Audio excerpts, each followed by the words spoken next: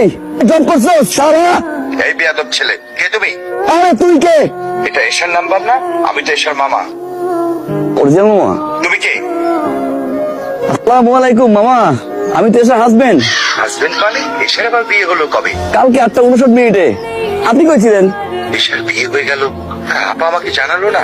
কি জানাবে? তারা তো আপনাকে গনি না, পাত্তাই দেয় না। আমি বসে জিজ্ঞাসা করছি মামা কই, কর মতো ভাদিন না বিয়ে থাকার চেনা থাকা ভালো। আসসালামু আলাইকুম রহমতুল্লাহ। হ্যালো, কে? তুই যে ছোট লোক আমি জানতাম, কিন্তু এতটা ছোট লোকের মতো কাজ করবি সেটা আমি জানতাম না। ও তুই না? কি করছি কি আমি করছি কি? আজ পর্যন্ত কোনদিন আমার তুই বড় নাই। এখন মুখে তুই আসবে, ছোট লোক আসবে, অনেক কিছু আসবে, কারণ তুমি তো চেঞ্জ হইছো।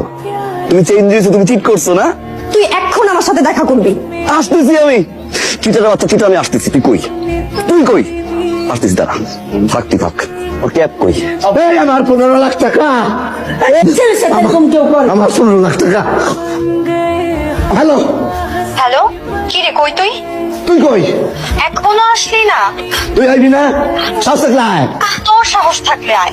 এই তোর শ্বাস থাকলে আয়। ভিতর দিক। তুই ভিতর দিন তো 14 গোষ্ঠী বেরো। তোর ভয়েস এমন লাগতেছে কেন? আমার ভয়েস জন্মগত ভাবে এরকম।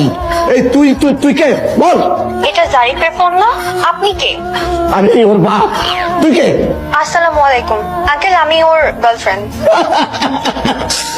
এর পিছনে তুই সব টাকা খরচ করছিস।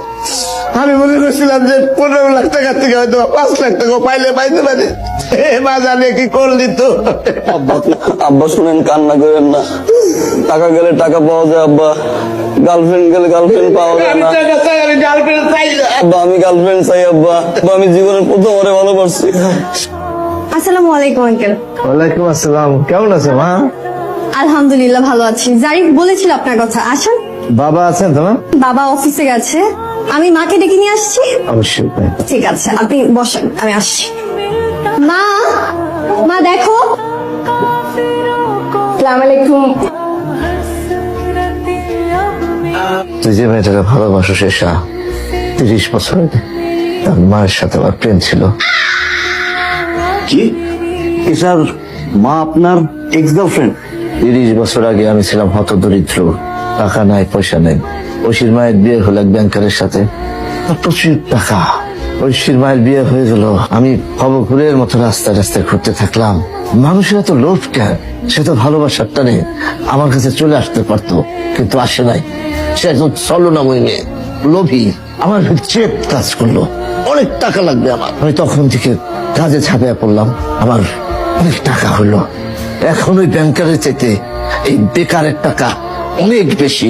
যত টাকা লাগে আমি দেবো, তুই ঐশীকে বিয়ে করে এই বাড়িতে নিয়ে আসবি।